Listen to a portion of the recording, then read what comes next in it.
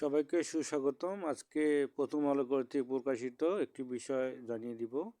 আপনারা ইতিমধ্যেই জেনে গেছেন, এইচএসসি পাস শিক্ষার্থীদের বিনামূল্যে ফ্রিল্যান্সিং প্রশিক্ষণ, এছাড়াও দৈনিক 200 টাকা করে ভাতা পাবে।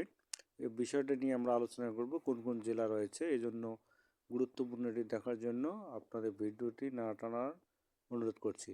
যুব ক্রীড়া মন্ত্রণালয়ের অধীন যুব উন্নয়ন অধিদপ্তর বিনামূল্যে ফ্রিল্যান্সিং প্রশিক্ষণ শেষে কোর্সে শিক্ষার্থীদের ভর্তিতে আবেদন চলছে। ভর্তি হতে কোনো ফি লাগবে না।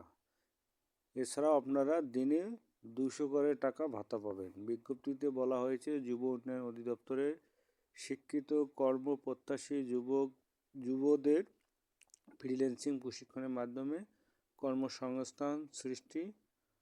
প্রথম সংশোধিত প্রকল্পের আওতায় দেশের 8টি বিভাগে 16টি জেলায় ফ্রিল্যান্সিং প্রশিক্ষণ চলমান। এসব জেলায় ফ্রিল্যান্সিং কোর্সে বিনামূল্যে ভর্তির জন্যই বিজ্ঞপ্তি প্রকাশ করা হয়েছে। নতুন ব্যাচে ভর্তির আবেদন করা যাবে আগামীকাল রোববার 22 ডিসেম্বর পর্যন্ত। অর্থাৎ আগামীকাল নতুন ব্যাচে ভর্তি হবে। কয়েকটি ব্যাচের ভিত্তিতে ঢাকা, গোপালগঞ্জ, গাজীপুর, শরীয়তপুর, মাদারীপুর, রাজবাড়ী, কুমিল্লা, লক্ষ্মীপুর, চাঁদপুর, রাজশাহী, নড়াইল, ঠাকুরগাঁও, ভোলা, শেরপুর, সিলেট ও সুনামগঞ্জ জেলার প্রার্থীরা আবেদন করতে পারবেন। এখানে আবেদনের লিঙ্ক আপনারা প্রথম আলোয় নিউজটা সার্চ দিলেই পেয়ে যাবেন। এছাড়া আপনারা ওয়েবসাইটেও পাবেন। এই যে এটি হচ্ছে সরকারি বিজ্ঞপ্তি, আপনারা দেখতে পাচ্ছেন। এই বিজ্ঞপ্তিটি পড়ে নেবেন।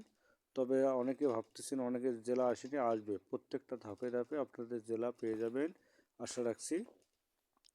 আবেদনের যোগ্যতা বলা হয়েছে, কমপক্ষে এইচএসসি বা সমমান পাস শিক্ষার্থীরা ফ্রিল্যান্সিং প্রশিক্ষণ কোর্সে আবেদন করতে পারবেন। প্রশিক্ষণার্থীদের বয়স অবশ্যই 18 থেকে 35-এর মধ্যে হতে হবে। প্রশিক্ষণের জন্য কোনো ফির প্রয়োজন হবে না। যোগ্য আবেদনকারীদের লিখিত পরীক্ষা 26 ডিসেম্বর অনুষ্ঠিত হবে। লিখিত পরীক্ষায় উত্তীর্ণ প্রার্থী মৌখিক পরীক্ষা 29 ডিসেম্বর অনুষ্ঠিত হবে। চূড়ান্তভাবে নির্বাচিত তালিকা 30 ডিসেম্বর প্রকাশ করা হবে। প্রশিক্ষণের জন্য নির্বাচিত প্রশিক্ষণার্থী দৈনিক 200 টাকা হারে ভাতা পাবেন। অর্থাৎ আপনাদের এখানে লিখিত পরীক্ষা হবে, ভাইবা হবে, তারপরে আপনাদেরকে চূড়ান্ত হিসেবে মনোনীত করা হবে। এই হচ্ছে আজকের আপডেট। তো সবার জন্য শুভকামনা, ধন্যবাদ।